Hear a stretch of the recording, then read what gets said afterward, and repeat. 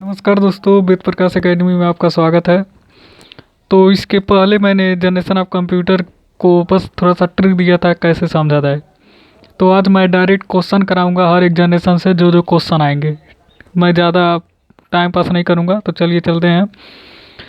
चलिए स्टार्ट करते हैं। फर्स्ट जनरेशन 1942 से 1955, 1942 से 1955। डेट आप इधर उधर हो सकता है, कई बुक हैं, कई सारे डेट होते हैं, तो डेट से मत घबराइएगा। तो पूछेगा फर्स्ट जनरेशन में विद्युत प्रवाह करने के लिए टेक्नोलॉजी का कौन सी टेक्नोलॉजी का यूज किया गया था, तो वैक्यूम ट्यूब। कौन सी टेक्नोलॉजी थी? Vacuum tube. डेटा स्टोर करने के लिए किसका यूज किया गया था?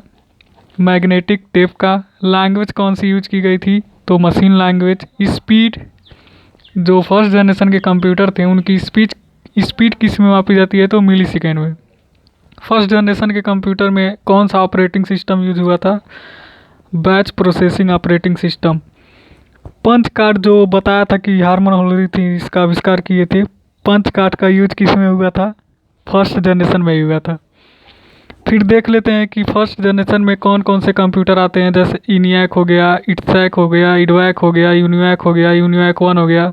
इन सब के बारे में जिक्र मैंने डेवलपमेंट ऑफ कंप्यूटर के पार्ट में किया था, तो देख लीजिएगा। इनियाक का full form electronic numerical integrator and calculator.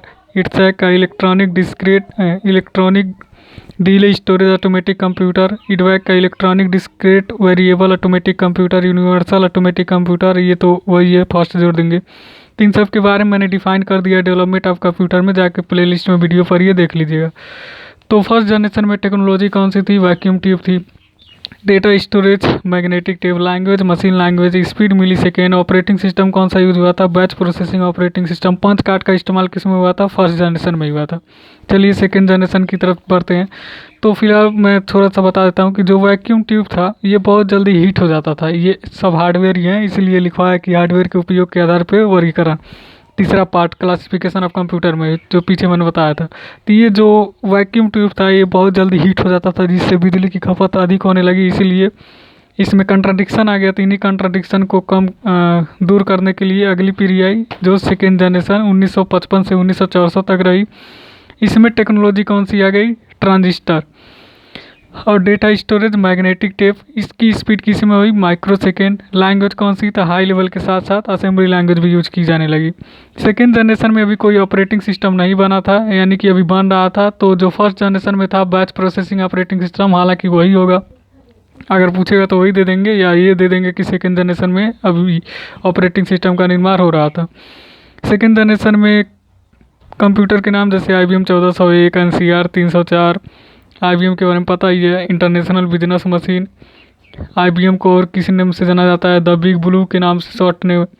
और IBM का एक कंप्यूटर था डीप ब्लू, जिसने विश्व चैंपियन शतरंज के खिलाड़ी गैरी कास्परोव को हराया था।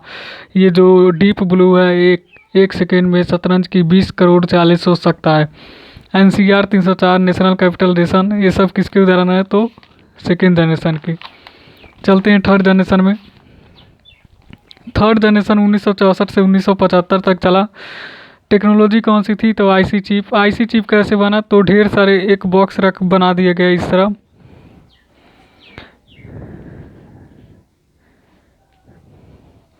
और इसमें इस तरह बॉक्स में ढेर सारे क्या रख दिए गए? ट्रांजिस्टर रख दिए गए, ढेर सारे ट्रांजिस्टर।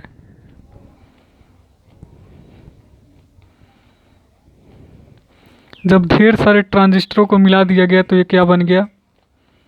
IC chip. जहाँ पे एक ट्रांजिस्टर एक काम करता था वहाँ पे ढेर सारे ट्रांजिस्टर मिले तो IC चिप बन गया, यानी कि और अधिक काम करेंगे सब। IC चिप या ट्रांजिस्टर किससे मिलके बने होते हैं? तो जर्मेनियम और सिलिकॉन से, जो कि दोनों अर्धचालक है। इसीलिए पूछ देगा कि क्या IC चिप सेमीकंडक्टर है? तो हाँ, बिल्कुल है। तो जिसमें भी जर्मेनियम या सिलिकॉन का यूज होगा वो सेमीकंडक्टर होगा, जो कि आगे मेमोरी में बताऊँगा मैं। टेक्नोलॉजी कौन सी हो गई? IC chip. Data storage magnetic tape. Speed किस में मापी जाती है? Nano second. फर्स्ट में मिली सेकेंड, सेकेंड में माइक्रो सेकेंड, थर्ड में नैनो सेकेंड। लैंग्वेज कौन सी यूज हुई है? तो हाई लेवल लैंग्वेज। इनपुट और आउटपुट का इस्तेमाल हमने हार्डवेयर के रूप में शुरू किया किस जनरेशन में? थर्ड जनरेशन में ही। थर्ड जनरेशन में ऑपरेटिंग सिस्टम का नाम क्या था? तो रियल टाइम ऑपरेटिंग सिस्टम। इस जनरेशन के कंप्यूटर के नाम देखिए, IBM 360, PDP 11, IBM का full form international business machine, PDP का प्रोग्राम डेटा प्रोसेसर। ये हो गया थर्ड जनरेशन का। बढ़ते हैं फोर्थ जनरेशन में। फोर्थ जनरेशन कब से कब तक चला? 1975 से 1989। टेक्नोलॉजी कौन सी यूज हुई? तो माइक्रो प्रोसेसर। अब मैंने पीछे बताया था कि वर्ल्ड फर्स्ट माइक्रो प्रोसेसर का नाम क्या था? World first micro processor Intel 4004। Intel 4004 1971-70 के आसपास बना था। कौन बनाए थे? फेडेरिको फैगिन टेडहॉफ और उनके कई सारे साथी ने। तो यहाँ से क्वेश्चन मत भूलिएगा। डेटा स्टोरेज विंचेस्टर डिस्क अब इसमें आ गया था, जिसका लेटेस्ट नाम क्या है? Hard disk. पुराना नाम विंचेस्टर डिस्क। स्पीड किस में मापी जाती है? तो पीको सेकेंड। इसी जनरेशन में मल्टीमीडिया भी आ चुका था। मल्टीमीडिया कहने का मतलब, जैसे आप लोग इस समय क्या करते हैं, कभी मन करता है गाना चला लेते हैं, कभी मन करता है कहीं बात कर लेते हैं, कभी मन करता है यूट्यूब चला लेते हैं, कभी मन करता है व्हाट्सएप पे चैटिंग कर लेते हैं। एक साथ ये सारे काम आप कर रहे हैं, किसकी देन है? तो मल्टीमीडिया का ही। यानी कि एक साथ बहुत सारे प्रोग्राम को चलाना। इसमें ऑपरेटिंग सिस्टम कौन सा यूज हुआ था? Time sharing operating system.